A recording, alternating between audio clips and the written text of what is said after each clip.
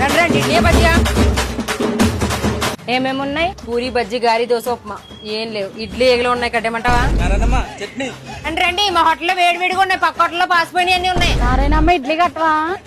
Narayana hotel తెలిసిన పక్క హోటల్లోకి వెళ్ళే కదా అక్కడ చూసినట్లేదా? వేడి వేడిగా ఏమున్నాయి? ఎర్రగా కాల్చిన అట్ల పైన ఉంది చట్నీ సరిగ్గా కట్టుపట్లం. ఎలాగో ఇప్పుడు తినేసేది కదా ఇంకెందులో కట్టం.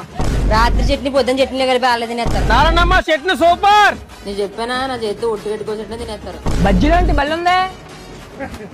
అత్త చేసిన నెలకు పరాబడినట్టు ముందు బజ్జీలో బొజ్జింగ్ కొంత లొట్టలు వేసుకుంటూ లోపలాడిస్తావు కదా అప్పుడు గుర్తురాలేదా? చట్నీ ఏ ఎన్నిసార్లు ఏమంటో తిన్న 10 రూపాయలు బజ్జీ 10 ప్లేట్లు చట్నీ తాగేస్తావు. ఫ్రీగా వస్తే పిల్లలు తాగేసేలా ఉన్నావు కదా. గారికి బొక్కలేదండి. నీ జీవితం అంతా బొక్కలే కదరా ఇంకెందుకు గారికి బొక్క. చట్నీ అంటే చారులా ఉంది.